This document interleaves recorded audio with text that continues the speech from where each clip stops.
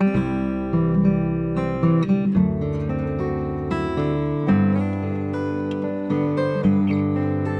I was in high school, I said I was going to be a social worker, and I had no clue what that even was. I didn't know what a social worker was.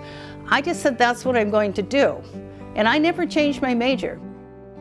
I had just left my position as the executive director of the National Association of Social Workers Hawaii chapter, and I really wasn't looking for anything full-time. I have an 8-year-old daughter at the time, and my husband was in the Navy and deployed a lot, so I wanted something part-time. And two social work friends of mine, Barbara Rutz and Dick Sweet, approached me and said they had just gotten a $4,000 grant from the National Parents Anonymous organization to build children's groups that would accompany the parents' groups.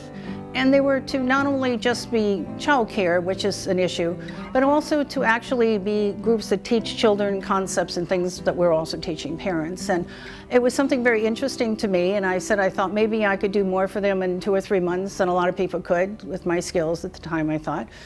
And so I agreed to take on the challenge. I ended up spending a lot of time at the legislature, which went on for years, lobbying for funding. And I got grant and aids at times to expand our programs, and then was able to get some Department of Health and Department of Human Service funding, and eventually built the program. You got to realize I started with $4,000. So obviously we worked out of my own house. I didn't have a secretary. I did literally everything. I did the accounting.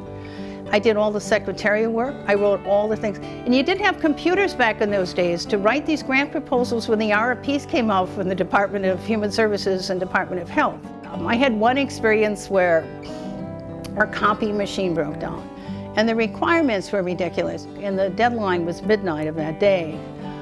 So, you know, I literally drove to the airport and didn't get there until like 12:35 after midnight. And I begged the man to postmark them prior to midnight for me, because I said, otherwise we've lost all of our funding. And he did.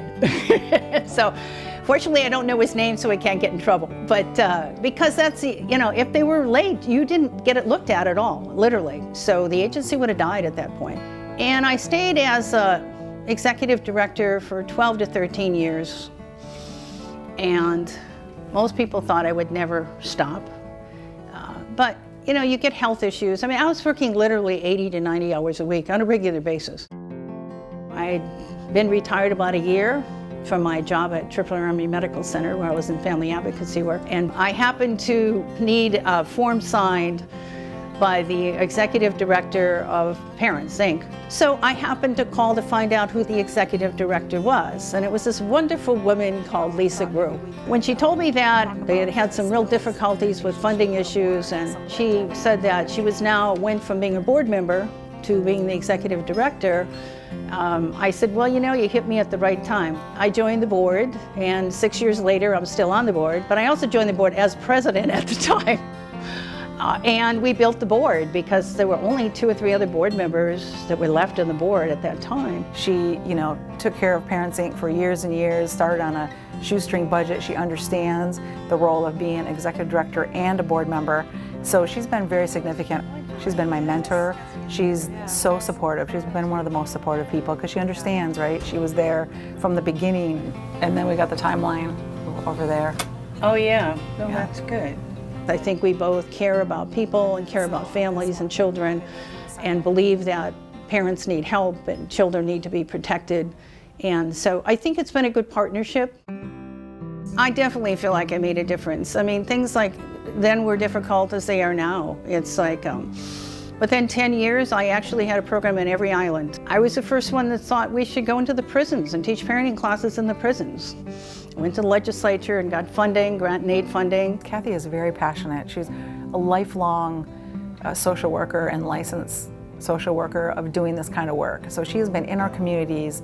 She has been doing the direct services. She's been the executive director leading an organization. She's on the board of directors doing governance and out there volunteering, lifelong contribution to Parents Inc. and to the services we offer. You know, the agency's been through some tough times. A lot of agencies do. But you know, we've survived 40 years.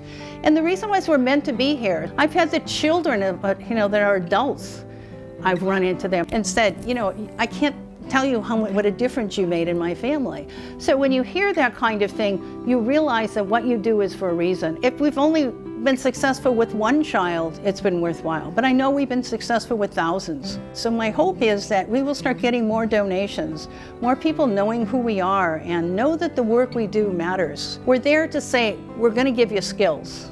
We're going to help you get some knowledge about childhood development, reasonable expectations, how to talk to your kids, how to appropriately discipline them, and build their self-esteem. We're going to give you the knowledge and we're going to give you the skills, and it's up to you to use them.